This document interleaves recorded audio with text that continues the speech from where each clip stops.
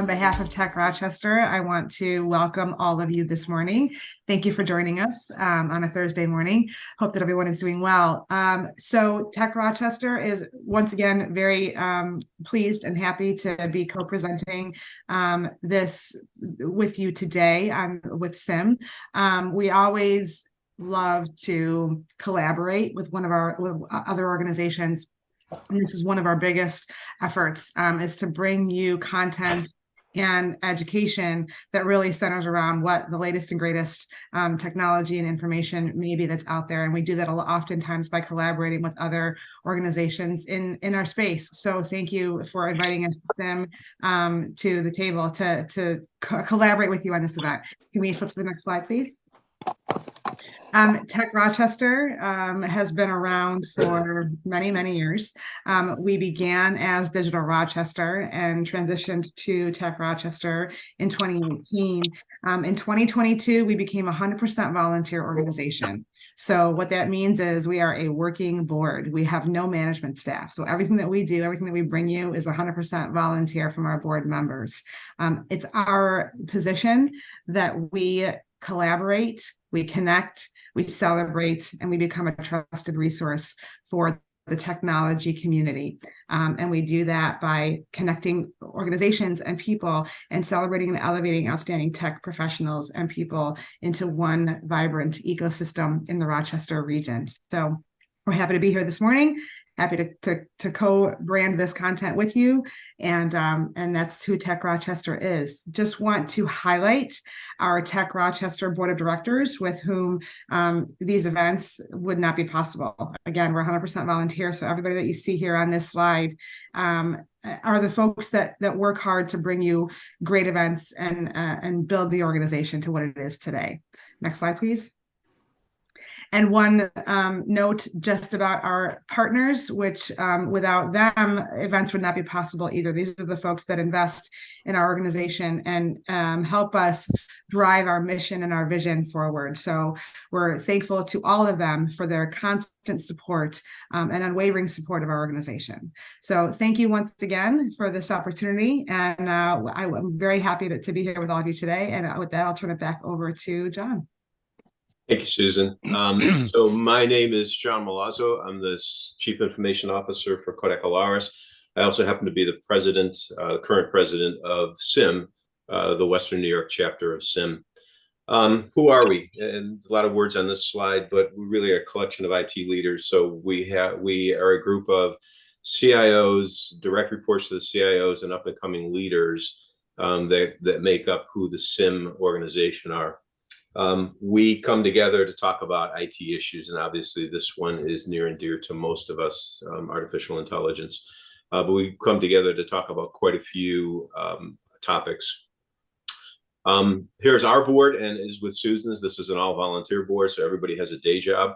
But you can see that I'm the president of it, and Chris is our member chair. Kim is our secretary, and again, you can read the names that are on here. But it's an all-volunteer board.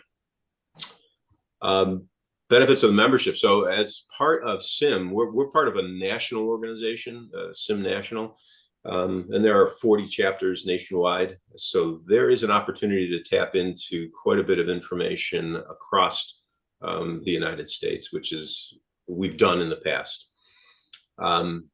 We try and do 4 meetings a year, face-to-face. COVID obviously got in the way of that, but we try and do at least 4 sessions face-to-face, where we look at strategic issues and technology topics, where they're headed. We've done seminars, which would be at noon. We would probably consider this as one of the seminars. And then Lisa Bobo started these pop-ups where there'd be an interesting topic, and we would just have a real quick pop-up discussion on a topic that happened to be coming up. So we do try and stay engaged with our membership as often as we possibly can to talk about the significant issues. One of the benefits is we can tap into quite a few of the local Rochester area leaders and talk about these topics here. You get to that 6 degrees of separation. Usually if you have a question, within 2 or 3 conversations, you can delve into, somebody that's dealt with Salesforce or Microsoft or Oracle. So we have quite a robust network of individuals that we can tap into to ask questions of.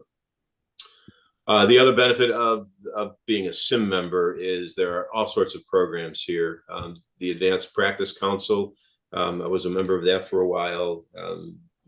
University, one of the last meetings I attended was up in Boston, where we had quite a few of the Harvard professors actually come to the session, not to teach. They were actually interested in hearing what we were doing, what we were struggling with, so that they could go off and collaborate with us. We have the SIM Leadership Institute, which used to be the Regional Learning Forum. I know Darlene and Tom are graduates of that. So you take up and coming leaders and you plug them through this program.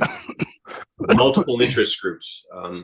And those of you that did attend the last session we had with Dr. Quentin McGrath, he's leading this Rethink Everything, but there's a whole bunch of other interest groups that you have access to as part of as a member of SIM. All right, so with that, let's get to what we're really here for. So we're going to listen to three employees, individuals that work at Kodak Alaris. Mark Buckley, who's actually going to be virtual. Mark is on holiday right now, but asked him to record his part of the presentation because I really wanted you to hear his perspective of it. Mark is going to talk to you about the higher level, what we were asked to do. Mike is going to talk a little more about the vendor contract part of it and how we have to worry about costs and the tools that we're using. And then Janelle is going to take us right into what needed to be done to actually implement this proof of concept. How did this whole thing start? We were in a session with Microsoft, and Microsoft was recording the session virtually, and then afterwards said, hey, this is how AI can help you. And they started asking questions of the meeting notice. We thought that was pretty cool. And then they put a document up and they said, this is the other thing you can do is you can put documents over there and you can query these documents. They did that all while we were sitting there, and thought it was really pretty easy and simple. And so I challenged Mark and Mike and Janelle, why can't we do something like that at Kodak Alaris? I had also had a conversation with somebody at IBM in their HR department who said that they've been working on a tool to help HR, sort of an ask HR question. So put the challenge in front of the three of them and said, why can't we do this? It seemed pretty easy. There are a ton of learnings, and this is why we thought it was important to get everybody in front of, to hear this, because it's not that simple. What you'll hear from Janelle is sometimes there's a little bit of smoke and mirrors. You really need to be careful how you implement this and how you put some guardrails around it. So again, Mark, we're going to turn this over to Mike here in a minute. We'll hear from Mark. You will not be able to ask him questions because he's not here. He's virtual. It's a bit of an AI this morning. But Mike and Janelle are with us. And if you have a question, put it into the chat. If we think if it's relevant, we'll probably stop the conversation and answer the question. If not, at the end, we've got time allocated for you to ask questions of the group. So with that, Mike, I'm going to turn it over to you and have you start that part of the presentation. Okay, will do. Just if you could John, just make sure that you can hear Mark's and then comments, and then we'll play through his first 5 slides. Okay, I'll do that. Kodak Alaris is a company that's very deep and rich in technological skills and offerings. What we hear from our business partners is, hey, I'm ready to use AI to solve problems. AI is definitely the shiny new toy. People know they want it. They're just not sure on the details of using it. With the explosive growth of exponential IT, it became clear that there was a case for action. AI will be one of the most influential changes in technological history, rivaling the internet. It has tremendous power and ability to make transformational business change.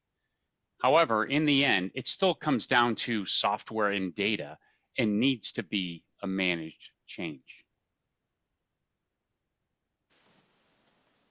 As I'm sure many are aware, AI has lots of regulatory and compliance things that need to be sorted out. For example, see this disclaimer that's produced by an embedded AI solution in a Microsoft product. This is an actual message. This gets them off the hook here because once you click on yes, you're saying, I understand what you've given me may be wrong. What I learned from this is I've been writing software incorrectly all these years. I don't need to test. All I needed to do was put a disclaimer saying, hey, the results might be wrong. Do you want to accept them? Okay, maybe not. Let's proceed. As mentioned earlier, our business units are keenly interested in using AI. IT needs to become an enabler for this. Entities that don't find a way to incorporate AI into their business processes will be at a competitive disadvantage going forward.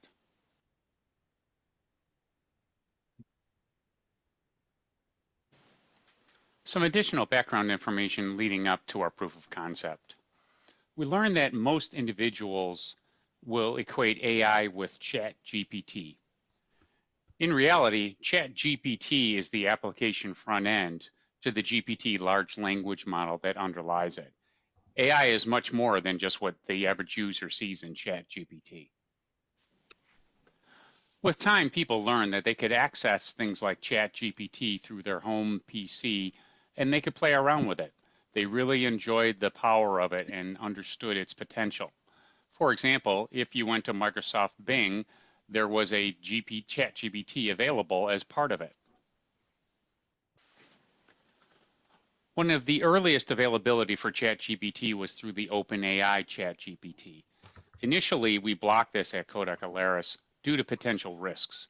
Data that was put into the OpenAI ChatGPT became available for future model training. We wanted to protect against someone accidentally sharing out some intellectual property when trying to do something like optimize some code. We know that this caused frustration on some of our users' behalfs, so we needed to have a path forward with this. As we consulted with Microsoft, we realized that Azure OpenAI and Microsoft Bing Enterprise were tools that we had available to us. Microsoft tools are much more secure from a data perspective, so we opted to go forward with those. As an IT organization, we determined that we needed to know more about AI, how it could be used, what the risks are, and how it could be managed. And the key words in this phrase are risks and managed. Those are very important when you're undertaking an AI initiative.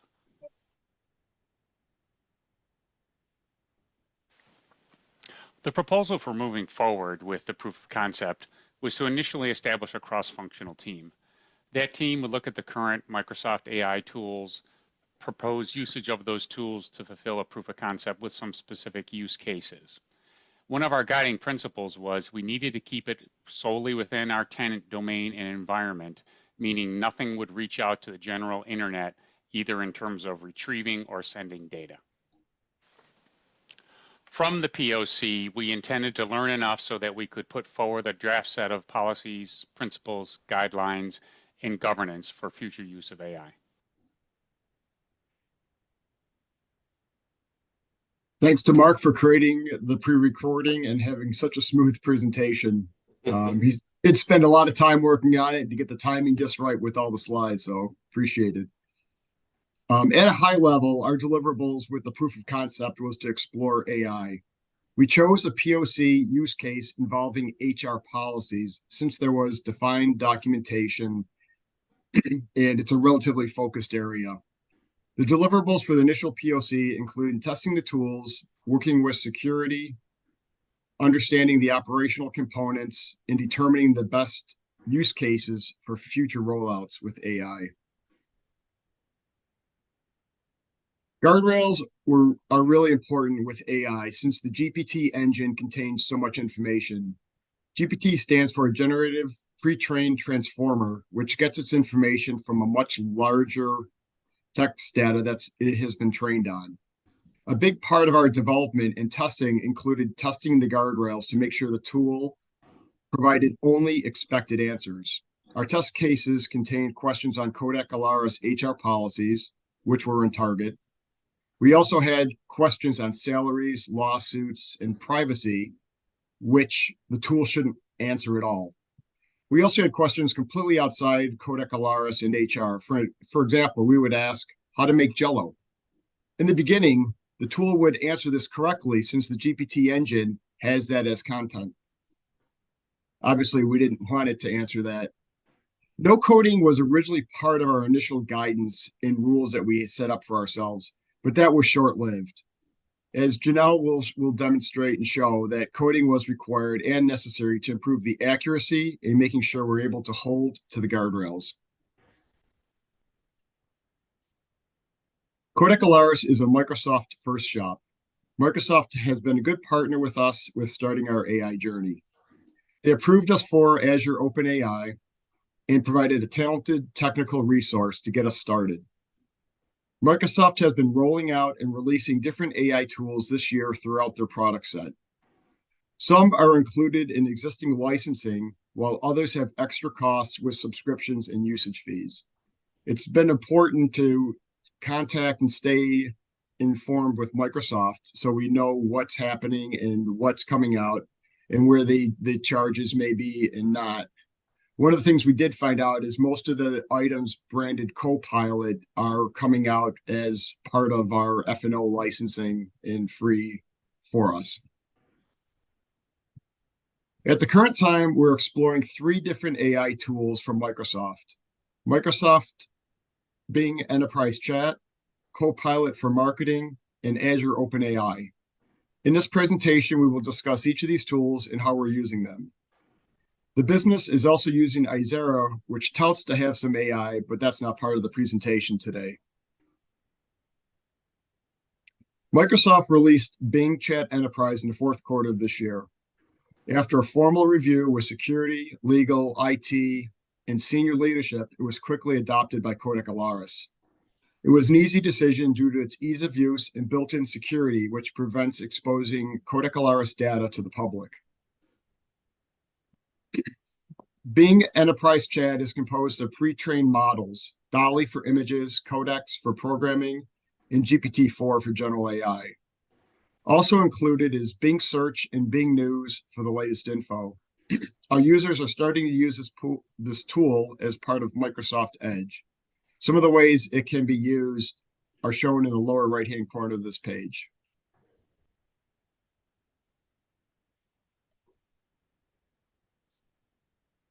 Kodak Alaris currently uses Microsoft PRM, CRM, and marketing. This summer, Microsoft offered an early adopter program for AI Copilot in marketing. We are evaluating the tool now and testing the features. However, recently, licensed users now have a Copilot icon on their Outlook toolbar, incorporating some of the AI features, even though we are still evaluating the tool. The rollout of the AI tool with Microsoft is not always at our discretion, but rather at Microsoft's release schedule. Now, Janelle will walk us through her work with Azure OpenAI. Thanks, Mike. In June of this year, Microsoft came and gave us a demo. They showed us a very simple application. However, when we investigated it, we uncovered if we wanted to use our own data, it was much more involved. In July, we filled out the Microsoft forms to request to use OpenAI from Microsoft and found out we had to engage legal. In August, we got our approval and played with the out-of-the-box experience. At first, we used different types of files, Excel, Word, PDF.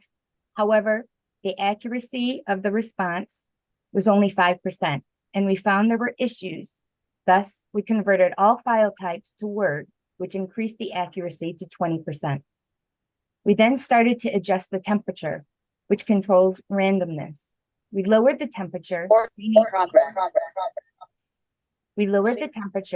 meaning the model will produce more repetitive and deterministic responses. If we increase the temperature, the result would be more unexpected or creative responses. We got it to work with 35% accuracy. It was better, but not the percentage we were aiming for. In September, Microsoft suggested we use custom code. We applied it, and the accuracy rose to 75%. We were impressed. so we adjusted the number of retrieval of documents and it improved more. After a few more adjustments, like changing the type of index to vector and text embedding, configuring the AI assistant with guardrails, only answering Kodak Alaris HR questions, and upgrading the version of ChatGPT to 4.0, we finally achieved 100%. Once we achieved 100%, we handed it over to HR, and they came back and reported a 50% accuracy. But once we investigated what their issue was, it was actually their data that was bad and not the assistant.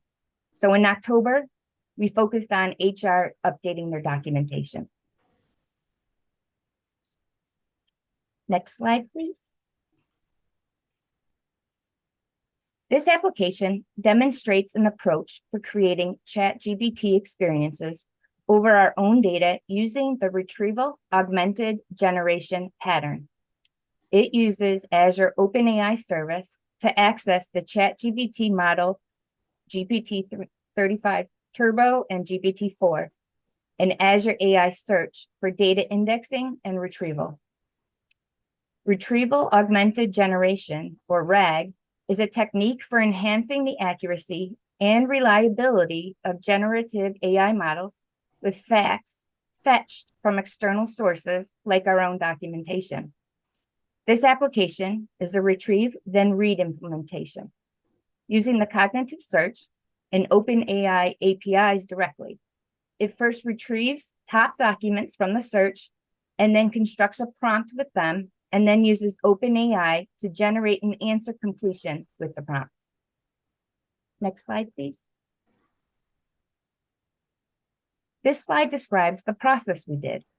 First, we defined what we believe the business would like to use, common HR questions to be answered by AI. Second, we gathered a handful of data to test the AI assistant. We began designing, training, and evaluating the model to meet our required accuracy levels. Once our AI assistant was configured the way IT was comfortable with, we allowed our business to evaluate the model. We learned HR had to update their data. Their results were bad because the data was incorrect. AI answered correctly, but the data it retrieved was from files that were outdated. Once we adjusted our data, we reevaluated the model. HR and IT both agreed to move forward to investigate a pilot. Our pilot to production is to increase the number of users, update our documentation, refine our security, and operationalize the service. Next slide, please. These are the tech components for our AI assistant web application. And the custom code is where we trained the assistant and customized our indexing. The Microsoft OpenAI models of GPT 3.5 and 4 that can understand and generate natural language with text embeddings, which convert text into numerical vector form to facilitate text similarity. The form recognizer broke our files down into singular page texts. Our Azure AI search held our customized index. Our web app was hosted on a Linux server, and we created a DevOps project which manages our code versions and automatically updates the application using custom pipelines defined by what part of the application we're updating, either the front end or the back end. A storage account was created to hold our files in a container, and we played with the API management. However, we haven't fully configured it. We plan on using it as our application firewall. And of course, we enable application insights logging for troubleshooting. Next slide, please. The cost, our proof of concept cost was around $400 a month. This included our search index, which holds an index of about 51 files with a size of 20 meg, and it usually costs us about $8 a day. When we re-indexed using the document intelligent form, the cost depended on how many files we re-indexed. If we changed one file, the cost was low. If we re-indexed all the files again, the costs were higher. The cost for the assistant depended on how much testing we did. So it varied from 1 cent to $10. At one time, we were charged $9.25 for our prompt tokens. If we broke down the $9.25, it equated to 154 1,000 tokens, which broken down further was about 154 conversations. I'll save you on the details on how I got to that. Lastly, one thing we did learn through testing is that we do not have guaranteed throughput. For example, AI was slow in responding to our questions. So I reached out to Microsoft to ask why. They told me that AI was a shared service, and if we wanted a guaranteed throughput, it started around 32,000 a month. We decided to hold on a dedicated throughput. Next slide, please.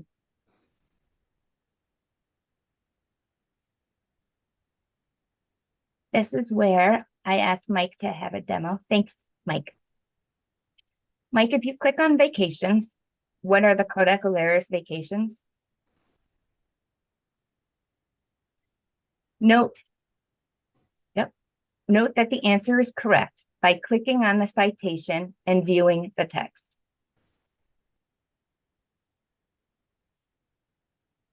Thanks, Mike. If you click on clear chat, we'll go on to what is our Dayforce for.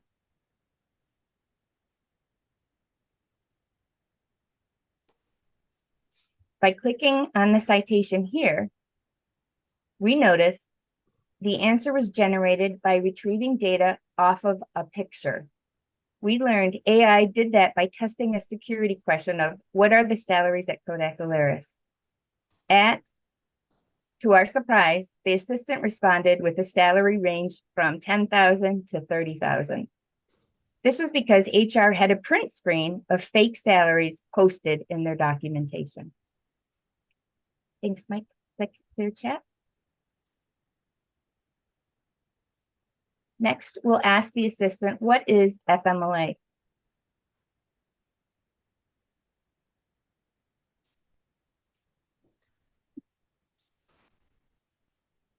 Another element that we added to our webpage was a feedback link. We wanted people to let us know if the AI assistant gave the correct answer or not.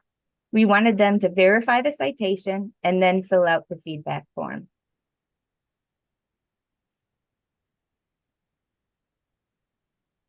Thanks, Mike. And if you hit clear chat,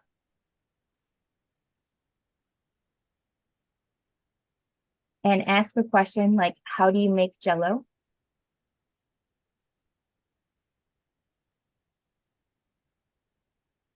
This response was correct because we made sure our assistant did not go outside the guardrails. The first time we did test this, it did come back with an answer. However, after we customized the guardrails, it gave this response, which we wanted. Go back to this, please. This is a sample of the code that we implemented in our proof of concept. We told the assistant to be brief. If the assistant was asked a question outside of HR, then say, I do not know, it's outside the data provided. Next slide, please. To highlight some of our lessons from this proof of concept, if you're going to use AI in your data, it will need to be customized and routinely tested to achieve high accuracy. Our custom code only allowed PDFs, so we had to convert all of our files from Word to PDFs. Another important aspect we identified was you should confirm the data owner is on board with the resource to test and update any documentation that is outdated. We went from global HR questions to US HR questions because all the documentation had to be updated and the resource only had time for the US data. The results were as good as the data that was put in. For future projects, we need to confirm all the right resources are available to evaluate and support the AI solution. We really needed a developer to be on our team. Lastly, we need to be always thinking how we can operationalize this service. Next slide, please.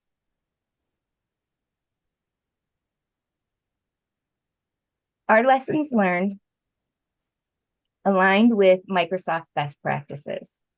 such as training the model to tell it what questions to answer and what questions not to answer. Providing quality data. If you put garbage in, you will get garbage out.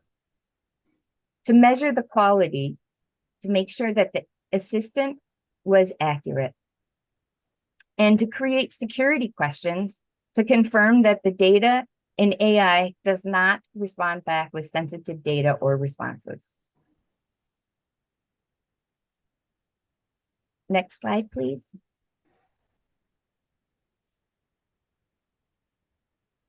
Our next steps is to pilot to IT and HR and refine our processes, procedures, and documentation. To continue to work with Bing Enterprise Chat and leverage it across our company, and to keep up with our Copilot's rollout. Next slide, please. Any questions? I must have talked really fast.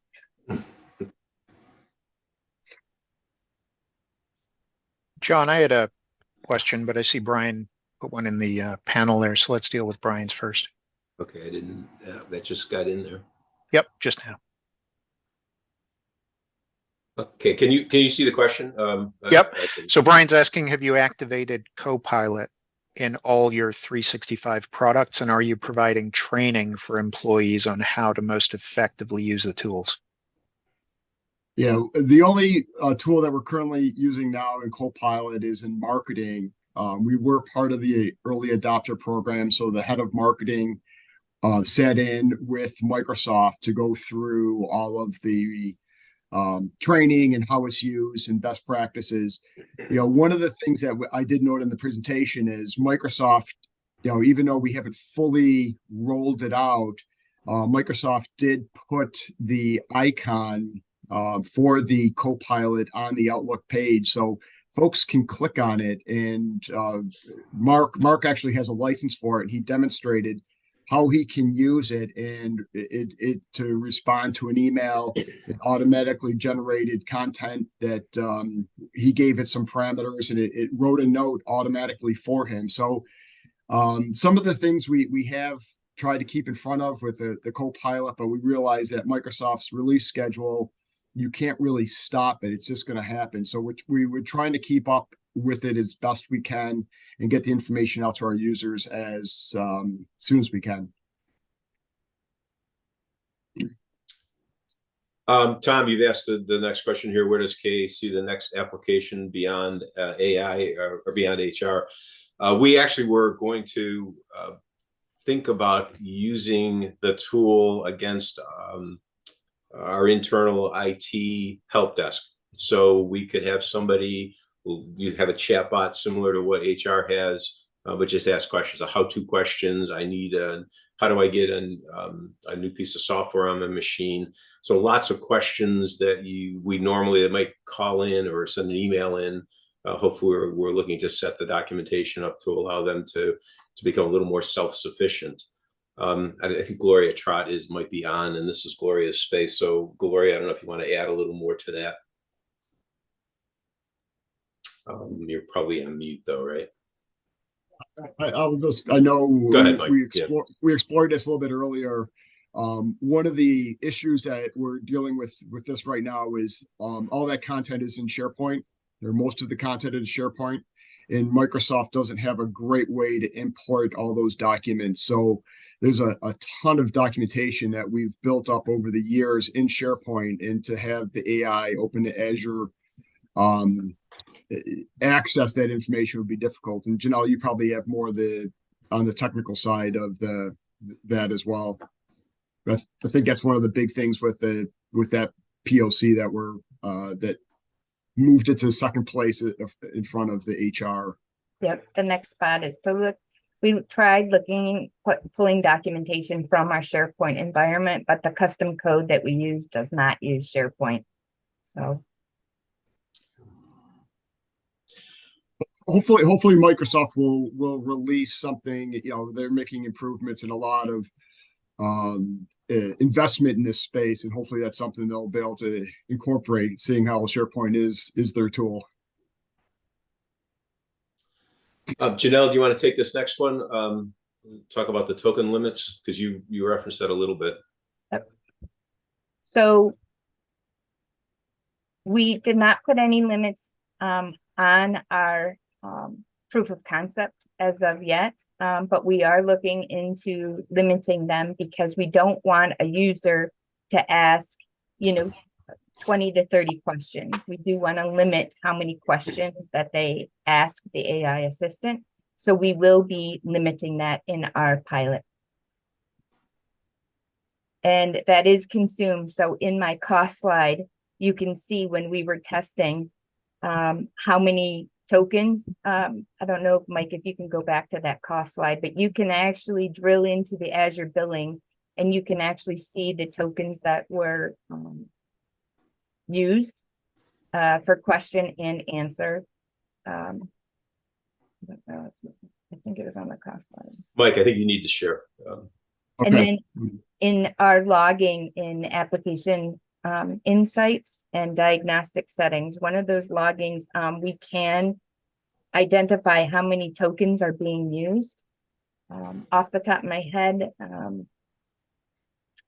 I don't have where we configured it, but I know it was in the logging. But as you can see, when you go into Azure Billing on the left-hand side, you can see our GPT-4 with our prompt tokens. That's really our question was 925. And then the AI response was 83 cents. So it really came out to be $10. And that's where I broke down. I was telling Mike last night and I said, should I tell them how it all broke down? But I just wanted to give you guys kind of a high level of what that $9.25 came for the tokens. We estimate like 1,000 tokens for one conversation. So if you kind of look at, we had about 154 conversations, so we had 154,000 tokens that we used. Usually 1,000 tokens equals 750 words. So if that kind of helps you a little bit with kind of guessing. I don't know if that helped out a lot. I think, there's a lot of numbers on the page here, but the overarching message, I think, for me on this one is everybody thinks AI is, quote, free, right? And it's not. You really do need to pay attention to the costs because certainly nobody's doing this out of the goodness of their heart. Everybody's trying to make money off of AI. And this is a real clear example of some of the costs you have by putting up what you would believe to be as a very simple application. Throw some documents out there on HR and have it search the HR documents. But there's, as you can see, there's a cost that's associated with that, as well as Janelle has pointed, management of the documents. That's the other real clear message that's coming through loud and clear is you've got to manage the documents. Somebody has to be responsible for all of the documents that you're planning to expose this to. And we found out that we had some very old documents out there, which was unfortunate. John, I just want to interrupt you just because that was what my question earlier related to was obviously the accuracy, the value of this model relies on the consistent accuracy of that underlying information. So how difficult has it been, or how difficult do you think it will be to keep the business actively engaged? Do they understand the value of their engagement in this thing? And this is not just an IT issue? It's an absolutely great question. At the moment, as Janelle had indicated, when Janelle went back and said, hey, you got to clean up some of the documentation around the rest of the world, it was, all right, time out, wait a minute, I'm not sure, we've got this day job, we're not sure we have the time to go clean this stuff up for the rest of the world. This really gets to a larger question for corporations. What's your document management policy? I think all of us use SharePoint. All of us have shared sites where we put documents. How often do you have like a Systems 9000 where you have a formal document that's reviewed on a regular basis that has an owner and then it's updated on a annual, semi-annual basis? This points out and focuses us on, you need a real solid document management strategy for your corporation. We have a ton of old documents out there, and I'm sure we're not the only company that does. And we're going to have to go back when you start something like this and someone says, hey, I want to, as Mark had pointed out in the very beginning, hey, I'm ready to use AI. You may not really be ready to use AI if you don't have a clear document retention policy and plan, and one that deletes and gets rid of all the old documentation. I know, Tom, you asked a question, how do you avoid duplicate maintenance? Basically I spoke with HR is whenever they update their policy out on the intranet, they open up a ticket. But then they also send me a note saying, hey, Janelle, we updated this document. I push it out into our DevOps environment, and we have automated pipelines that will recreate the index for us and re-index that file. So right now it's tied to humans, the Correct. maintenance. Okay. Yep. In our SharePoint environment, we have a custom SharePoint sites that give us the owners and have to do a yearly review, which is great. But right now, this custom code doesn't point to our SharePoint library, which we wanted to do in the beginning, but it wasn't there yet when we were looking at this past fall. Brian, you asked this question here about, we mentioned IT legal at the beginning, and have you created a company-wide council? Not yet, but this now is demonstrating the why we need that council. So having gone through the proof of concept, it's now easier for me to go back and say, this is why we need this council. So we haven't created it yet, but it is one of the things that I do want to do, but I can now do it with some data points of saying, this is why we need a council. You're going to go back to where we started this. Everybody's ready to use AI, right? Everybody sticks their hand up in the air. I want to use AI. This has given us some hard and fast data to go back and say, yeah, we need to put some governance and guide rails around this, and we need a company-wide council to help us with this.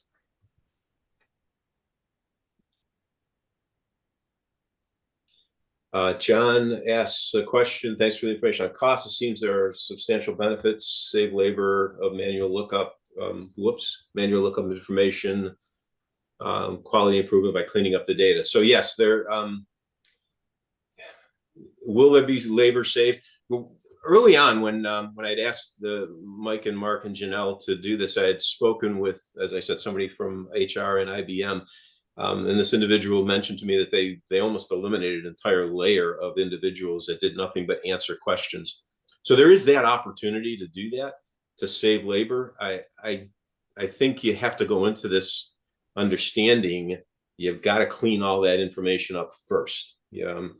As with a human being, if they looked something up and they knew it was old information, they would discount that. With AI, if the document is out there, it assumes that it's real. So at some point you could save labor, and the quality will be better if the documentation is accurate. Back to that old adage, garbage in, garbage out.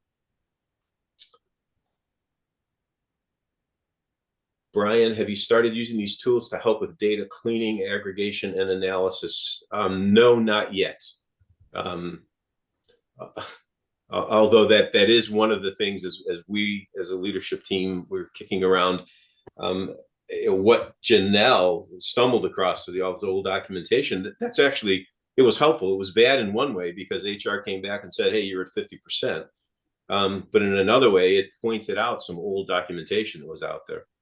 So it can help you do that. You just have to, you want to go into this understanding that you probably will ferret out some old documents that you need to correct. So you need, going into this project, you need to be able to tell whoever you're dealing with, be it the help desk, HR, if you're going to do something in finance, if you've got old stuff out there, we're going to find it. Right? We won't, the AI tool will find it. And you need to be able to have a team that can go off and clean that up and correct it pretty quickly. Yeah, John, we did use the tool for asking for discrepancies within the data, and it really didn't know enough to come back and say that, here's a discrepancy. It referenced a vendor that we used at one point, ADP, but it didn't realize that the contract had expired. So Right. it can find subtleties in the documentation and discrepancies. It knows enough to look for those, but it didn't have enough intelligence to really discern some of the details.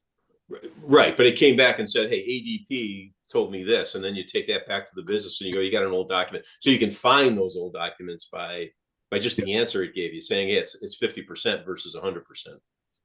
And the citations take you right back to the exact document, so we know exactly what needs to be updated. That's the other thing in the demo. Don't know if you picked up on that. That's really, really powerful of the citations. So it's one thing to just give you an answer, and it's another thing to click on those citations and actually see the document that it came from. That is a huge benefit to part of this proof of concept and a huge learning.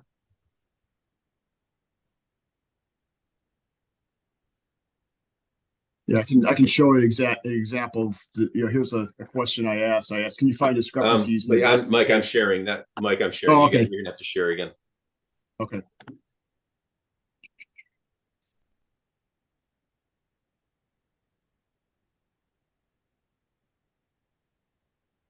I just did ask if can you find discrepancies in the documentation, and it talked about waivers with compliance to be in writing, but then this toolkit didn't mention that it had to be in writing. So not exactly the things that Janelle found with HR, right? I think those were like, hey, we don't use ADP anymore, so why is it referencing this document? So it can be used, but it's not as, you still have to apply some intelligence to what's actually happening. So I'll stop the share. Yeah, no, I got to get back to sharing. Okay, go back to Brian's question. Can you train the tool with your existing content to create brand compliant content or content that matches your brand voice? Actually, let me answer that, John. Yep. That it's actually part of the Copilot, which the marketing Copilot it uses the right colors, the right schemes. It uses built-in tool sets that you would have, and you train it to respond in a certain way. And that's one of the items that is coming out with Copilot that Eva and the marketing team are looking at. So it has brand specific colorings, backgrounds, and you can even have it write in a certain tone.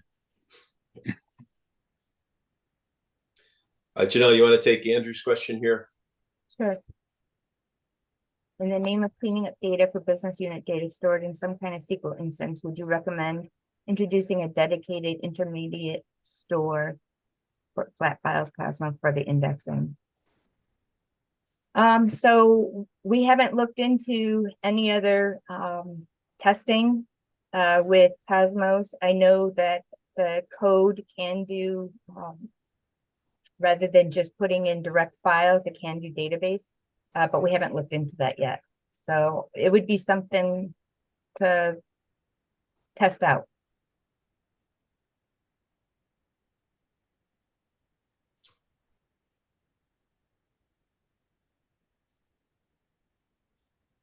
Okay. Other questions? Because we've got a couple of housekeeping things to do at the end. I want to leave at least 5 minutes. So we got a couple more minutes for questions.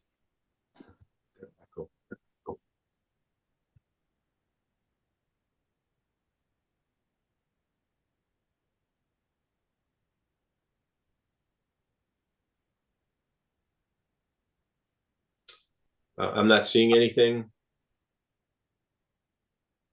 There we go. Does your tool have access to the internet? So it is accessible, but you have to authenticate to it. So you have to be part of our Kodak Alaris team. Sorry.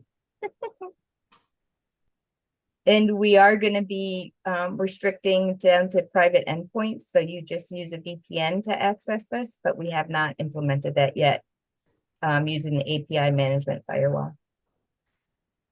Obviously, the Bing Enterprise Chat has full access to the internet, so you can go out and ask it all kinds of questions. And one of the questions we did as an example last week is we were asking like, what's the HSA maximum contributions for 24 or next year. The Azure OpenAI HR tool didn't have that documentation, but we went to Bing Enterprise Chat. You can put that in there. Same thing, it gives you all the detail, rich content with citations to go to the IRS website and other sources of data that it pulled it from. So the Bing Enterprise Chat does have that. But the nice thing is when you click on that as a Kodak Alaris employee, it says protected when you go to that site, and it actually restricts the internet from seeing the questions that you're putting out there. So our content stays all within our domain within Microsoft.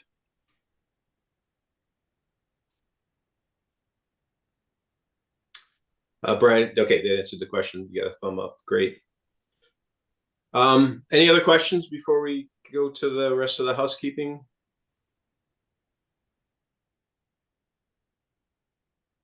Okay. If not, again, I want to thank Mark and Mike and Janelle for taking the time to do this. So very interesting exercise internally. We've learned a lot, as you can imagine. It's helped us and helped me in particular, but helped us as an IT organization into Kodak Alaris to kind of understand why we need the guardrails. It's helped us educate our senior management and the board. When I blocked ChatGPT early on, took all sorts of flack for it, but there's a better understanding now of why we did that and what we need to do to implement this tool in an intelligent way, so we don't expose the corporation. So again, I want to thank Mark in absentia. He's enjoying himself on a well-deserved holiday, and Mike and Janelle for pulling this presentation together. As you can see, we as an as a TechRochester and a SIM organization, we're looking to do more along this line because we think it's of interest. So, Drew, I'm going to let you speak a little bit to what we'd like to do next.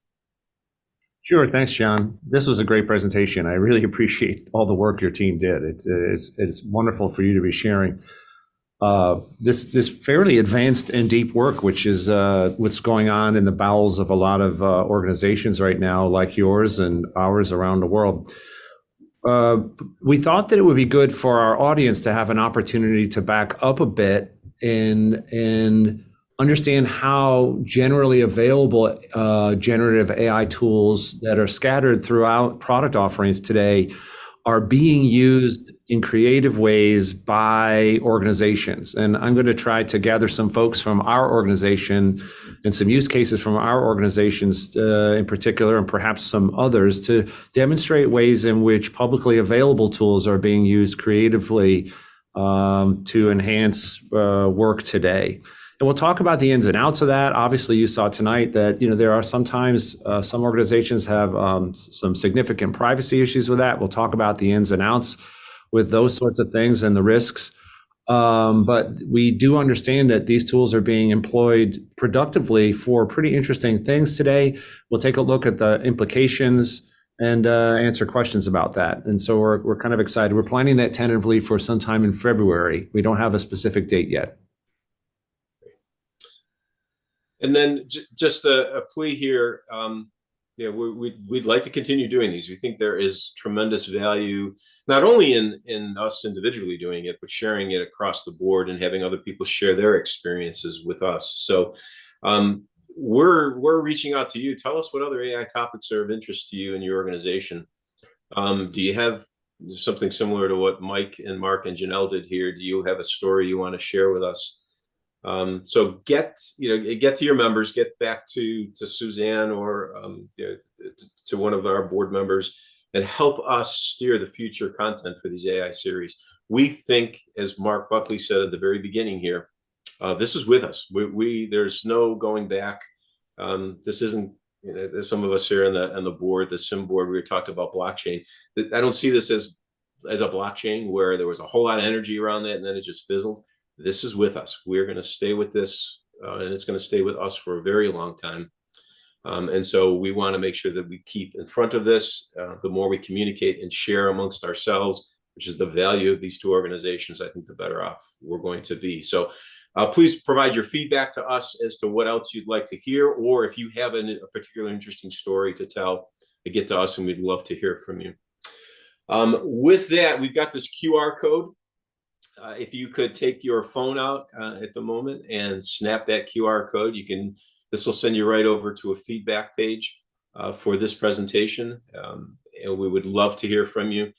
Chris, you're going to send this out with the minutes, or with the recording of this as well. So if you don't have your phone readily available to snap this and to provide us with some feedback, we'd ask that you do that sometime in the near future.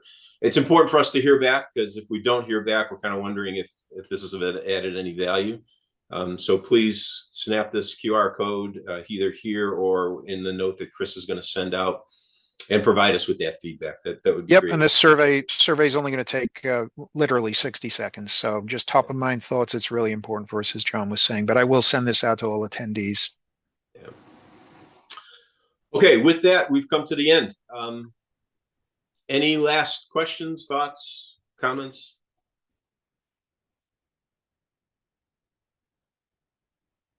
Okay, if not, we hope this was of value.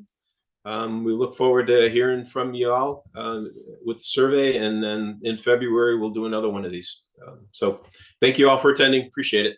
Thank you, And everyone. Thank you in you. particular to Mike and Mark and Janelle for spending the time on this one. Thanks, Yeah, guys. thank you all. Definitely. Thank you all.